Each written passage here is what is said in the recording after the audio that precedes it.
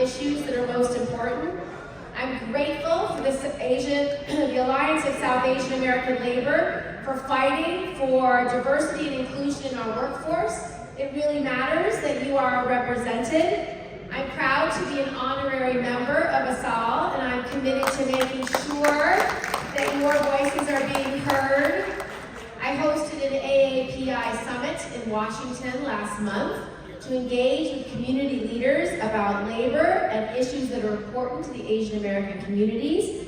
We had meaningful discussion about the rise in hate crimes, the rise in bigotry, the rise in anxiety for Asian communities across this country and across this state. And we talked about solutions.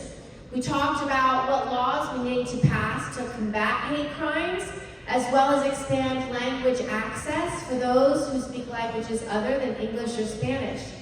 We also talked about the need to collect data and report disaggregated ethnic group data for AAPIs so that every community can be uplifted and every community can be held for opportunities.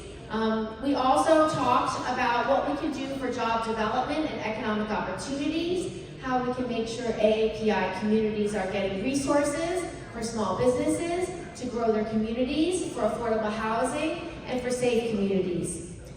We celebrate ASAAL's 16th annual convention, and we had some amazing honorees tonight, and I'm grateful that you recognized Michael Cusick, Vincent Alvarez, Richard Davis, Dr. Ghulam Chaudhry, and Mohammed Chaudhry. Thank you for your leadership.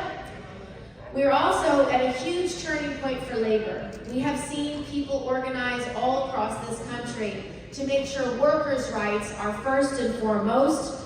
Workers are boldly refusing to sacrifice health and safety and well-being for their employers. They're fighting, they're running, they're unionizing for better pay, better benefits, better training, more safety, and flexibility on the job, and they are winning. How proud are we of those labor unions that have fought and stood in the rain and stood in the snow so that they can be heard? We've seen it at Starbucks, we've seen it with Amazon workers, New York City nurses, screenwriters, rail workers, actors, and auto workers. And their voices mattered and they won the best contracts. So all across this country, workers are holding their employers accountable and fighting for the value they bring to their economy, their employers, and their communities. Now we know that the COVID-19 pandemic laid bare the many challenges our workers face. Many workers, particularly our lowest wage workers and people of color, found they had no choice but to keep on working even when they were sick or unsafe or unsupported.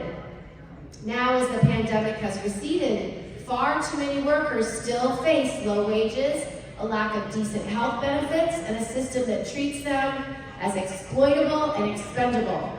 But now, because of labor unions, the tables are turned. Thanks for the work of Moth Union and DC 37, I am thrilled that we now have 90,000 city workers who will benefit from your groundbreaking contract, featuring a 3% annual wage increase, a one-time $3,000 bonus, and a major investment in the Child Care Trust Fund. But there's always more that we must do for our nation's workers. We still need to pass the PRO Act to make it easier to organize. We have to make sure that we can expand labor protections and strengthen the right to organize workers across all sectors. Our workforce is our nation's most precious resource. Our workers deserve to be treated fairly and paid fairly.